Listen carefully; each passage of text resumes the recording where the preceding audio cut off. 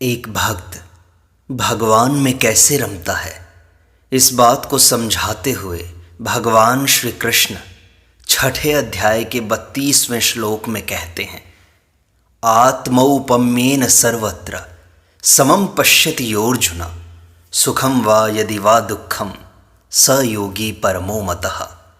श्लोक की व्याख्या करते हुए पूज्य स्वामी रामसुख दास जी साधक संजीवनी में लिखते हैं कि साधारण मनुष्य जैसे अपने शरीर में अपनी स्थिति देखता है तो उसके शरीर में किसी अंग में किसी तरह की पीड़ा हो, ऐसा वह नहीं चाहता, अपितु सभी अंगों का समान रूप से आराम चाहता है। ऐसे ही सब प्राणियों में भगवान को समान देखने वाला भक्त सभी प्राणियों का समान रूप से आराम चाहता है। उसके सामने कोई दुखी प्राणी आ जाए तो अपने शरीर के किसी अंग का दुख दूर करने की तरह ही उसका दुख दूर करने की स्वाभाविक चेष्टा होती है। तात्पर्य है कि जैसे साधारण प्राणी की अपने शरीर के आराम के लिए चेष्टा होती है, ऐसे ही भक्त की दूसरों के शरीरों के आराम के लिए स्वाभाविक चेष्टा होती है। सर्वत्र कहने का तात्पर्य है कि उसके द्वारा वर्ण, आश्रम, देश, संप्रदाय आदि का भेद न रखकर सबको समान रीति से सुख पहुंचाने की स्वाभाविक चेष्टा होती है।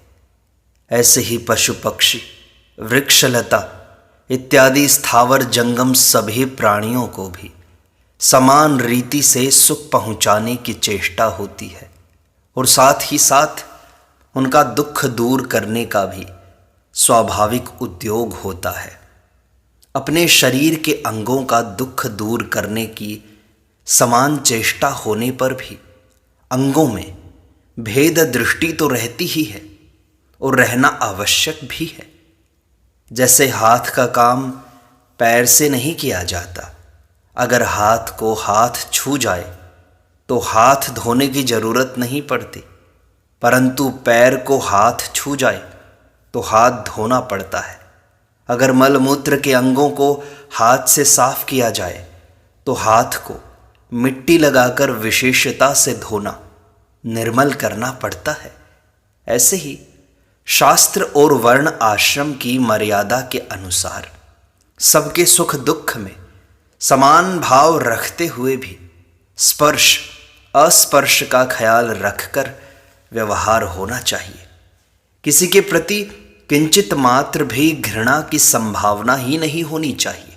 जैसे अपने शरीर के पवित्र अपवित्र अंगों की रक्षा करने में और उनको सुख पहुंचाने में कोई कमी न रखते हुए भी शुद्धि की दृष्टि से उनमें स्पर्श अस्पर्श का भेद रखते हैं, ऐसे ही शास्त्र मर्यादा के अनुसार संसार के सभी प्राणियों में स्पर्श अस्पर्श का भेद मानते हुए भी भक्त के द्वारा उनका दुख दूर करने की और उनको सुख पहुंचाने की चेष्टा में कभी किंचित मात्र भी कमी नहीं आती।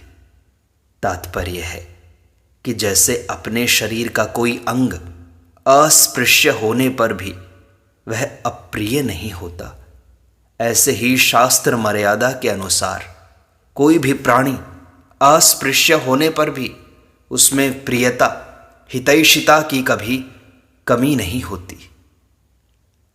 भगवान श्री कृष्ण आगे कहते हैं, सुखम वा यदि वा दुखम। अपने शरीर की उपमा से दूसरों के सुख दुख में समान रहने का तात्पर्य यह नहीं है कि दूसरों के शरीर के किसी अंग में पीड़ा हो जाए तो वह पीड़ा अपने शरीर में भी हो जाए, अपने को भी उस पीड़ा का अनुभव हो जाए। अगर ऐसी समता ली जाए तो अपने को दुख ही ज़्यादा होगा और दुख मिटेगा भी नहीं, क्योंकि संसार में दुखी प्राणी ही ज़्यादा हैं। दूसरी बात, जैसे विरक्त त्यागी महात्मा लोग अपने शरीर के और अपने शरीर के अंगों में होने वाली पीड़ा की उपेक्षा कर देते हैं, ऐसे ही दूसरों के शरीरों की और उनके शरीरों के अंगों में होने वाली पीड़ा की उपेक्षा हो जाए, अर्थात जैसे उन पर अपने शरीर के सुख दुख का असर नहीं होता, ऐसे ही दूसरों के सुख दुख का भी अपने पर असर न हो, यह भी उपर्युक्त पदों का तात्पर्य नहीं है। उपर्युक्त पदों का तात्पर्य है कि जैसे शरीर में आसक्त अज्ञानी पुरुष के शरीर में पीड़ा होने पर उस पीड़ा को दूर करने में और सुख पहुंचाने में उसकी जैसी चेष्टा होती है, तत्परता होती है, ऐसे ही दूसरों का दुख दूर करने में और सुख पहुंचाने में भक्त की स्वाभाविक चेष्टा होती है, तत्परता होती है। जैसे किसी के हाथ में चोट लग गई और वह लोक समुदाय में जाता है तो उस पीड़ित हाथ को धक्का न लग जाए, इसलिए दूसरे हाथ को सामने रखकर उस पीड़ित हाथ की रक्षा करता है और उसको धक्का न लगे ऐसा उद्योग करता है। परंतु उसके मन में कभी यह अभिमान नहीं आता कि मैं इस हाथ की पीड़ा दूर करने वाला हूँ, इसको सुख पहुँचाने वाला हूँ। वह उस हाथ पर ऐसा एहसान भी नहीं करता कि देख हाथ, मैंने तेरी पीड़ा दूर करने के लिए कितनी चेष्टा की, कितना प्रयत्न किया। पीड़ा को शांत करने पर वह अपने में विशेषता का भी अनुभव नहीं करता। ऐसे ही भक्त के द्वारा दुखी प्राणियों को सुख पहुंचाने की चेष्टा स्वाभाविक होती है। उनके मन में यह अभिमान नहीं आता कि मैं प्राणियों का दुख दूर कर रहा हूँ, दूसरों को सुख पहुंचा रहा हूँ। उनका दुख दूर करने की चेष्टा करने पर वे अपने में कोई विशेषता भी नहीं देखते। उनका स्वभाव ही दूसरों का दुख दूर करने का है, उनको सुख पहुंचाने का है। भक्त के शरीर में पीड़ा होती है तो वह उसको सह सकता है और उसके द्वारा उस पीड़ा की उपेक्षा भी हो सकती है।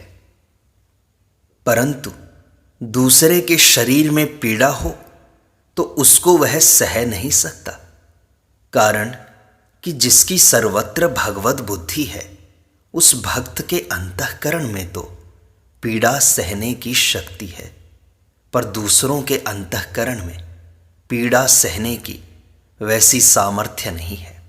अतः उनके द्वारा दूसरों के शरीरों की पीड़ा दूर करने में विशेष तत्परता होती है।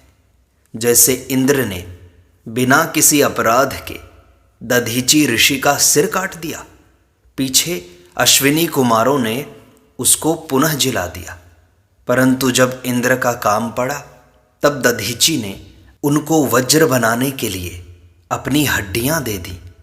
यहाँ शंका हो सकती है कि अपने शरीर के दुख की तो उपेक्षा होती है और दूसरों के दुख की उपेक्षा नहीं होती, यह तो विषमता हो गई, यह समता कहाँ रही।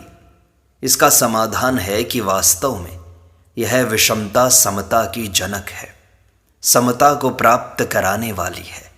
यह विषमता समता से भी ऊंचे दर्जे की चीज है।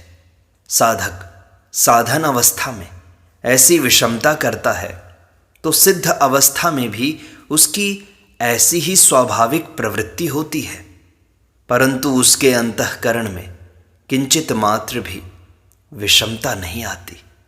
स योगी परमो मतः, भगवान आगे कहते हैं, उसकी दृष्टि में सिवाय परमात्मा के कुछ नहीं रहता।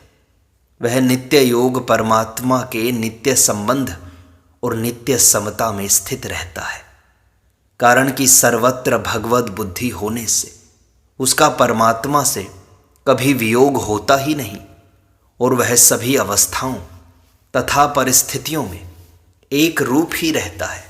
अतः वह मुझे परम योगी मान्य है। जैसे साधारण मनुष्य शरीर में अपने को देखता है, शरीर के किसी भी अंग की पीड़ा न चाहकर, किसी भी अंग से द्वेष न करके सब अंगों को समान रूप से अपना मानता है, ऐसे ही भक्त संपूर्ण प्राणियों में अपने अंशी भगवान को देखता है और सबका दुख दूर करने तथा सुख पहुँचाने की समान रूप से स्वाभाविक चेष्टा करता है, वह वस्तु, योग्यता और सामर्थ्य को अपनी न मानकर भगवान की मानता है। जैसे गंगाजल से गंगा का पूजन किया जाए, दीपक से सूर्य का पूजन किया जाए, ऐसे ही भक्त भगवान की वस्तु को भगवान की सेवा में अर्पित करता है। त्वदीयं वस्तु गोविंद तुभ्यमेव समर्पये।